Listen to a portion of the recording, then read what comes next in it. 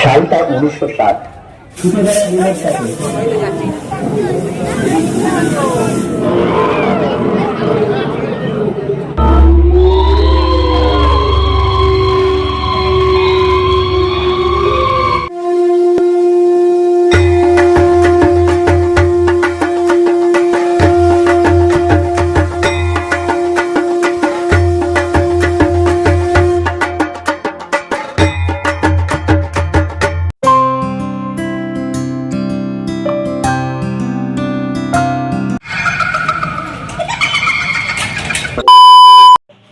Hey guys, কেমন আছেন আপনারা? আশা করি খুব ভালো আছেন। প্রথমেই জানাই শুভ দীপাবলির প্রীতি শুভেচ্ছা ও অভিনন্দন। আজ মেশো আর আমি ব্লগ করতে যাচ্ছি, আপনাদের হাওড়ায় কিছু কিছু প্যান্ডেল ঘুরিয়ে দেখাবো এবং তার সাথে কালী প্রতিমার দর্শন করাবো। চলুন যা যাক।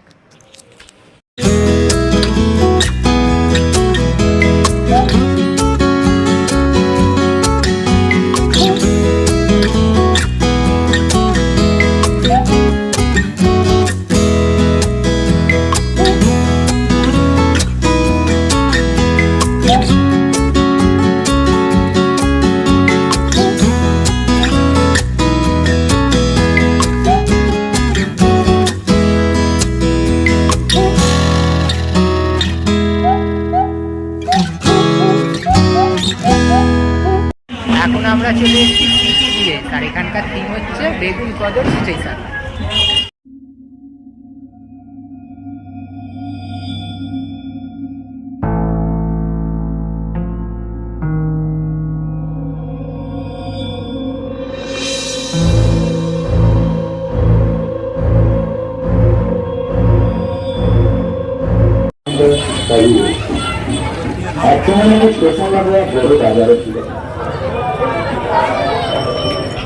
এখন সেটা অতীত।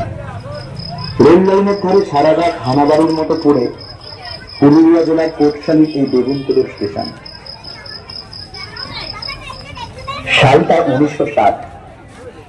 ভারতীয় রেলওয়ে ও স্থানীয় সাঁওতাল রানী শ্রীমতী লাচন কুমারের যৌথ প্রচেষ্টায় বেগুনকোদর ও ঝালদার গ্রামবাসীদের যাতায়াতের সুবিধার্থে দক্ষিণ পূর্ব রেল পুরুলিয়া জেলার বেগুনকোদর নামক স্থানে বেগুনকোদর রেল স্টেশনটি তৈরি করে।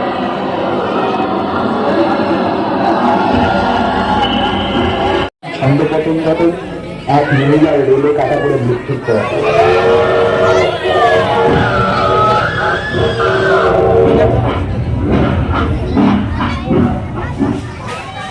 রাত নামলে নাকি তার আত্মা ঘুরে বেড়ার স্টেশন ত্যাগ করেছে।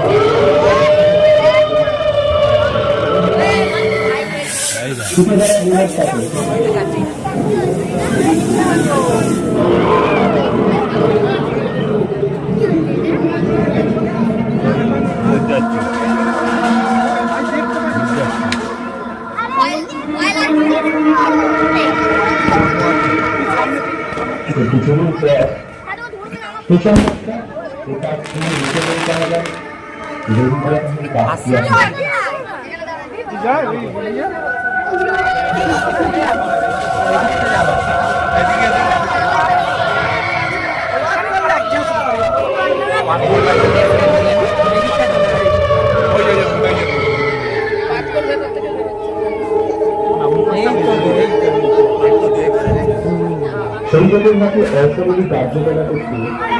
আমাদের এই ঘটনার পর অপরাধী পালিয়ে যান, তা বন্ধুকে বন্ধ হয়ে যাওয়া স্টেশনের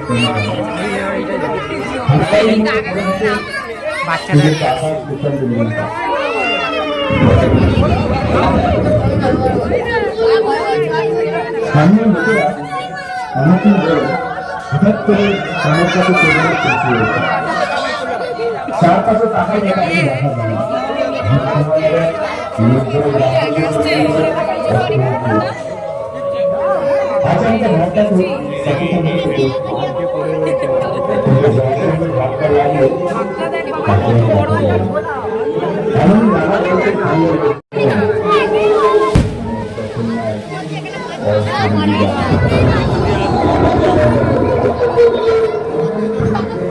সন্ধ্যার পর লোকাল ট্রেন থামাতে দূরের কথা, দূর পাল্লার ট্রেনে বেগুনকোদরে গতি দাঁড়িয়ে যায়।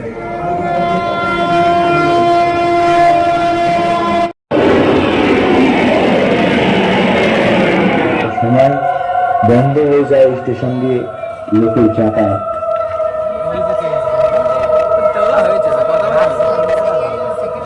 নতুন রেল মাস্টার আসেন ঠিকই,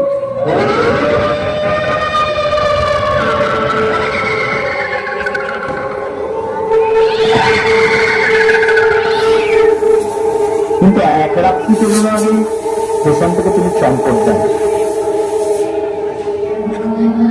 আজও হাড়হিম করা এই স্টেশনের পাশে কোনো গ্রামবাসী দাদুর থেকে আসা শহরবাসীকেও দেখা যায় না।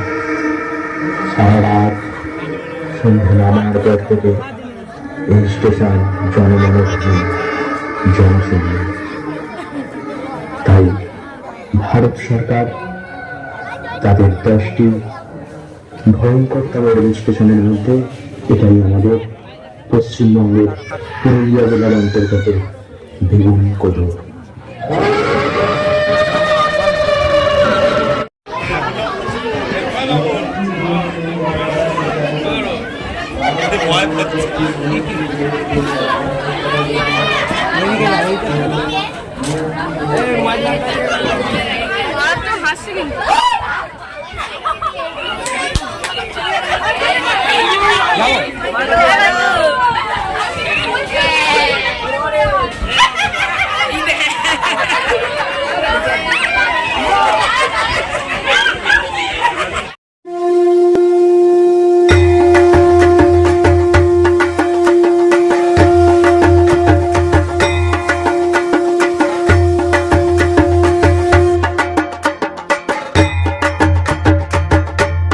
বাড়িপুরি তরুণগঞ্জ।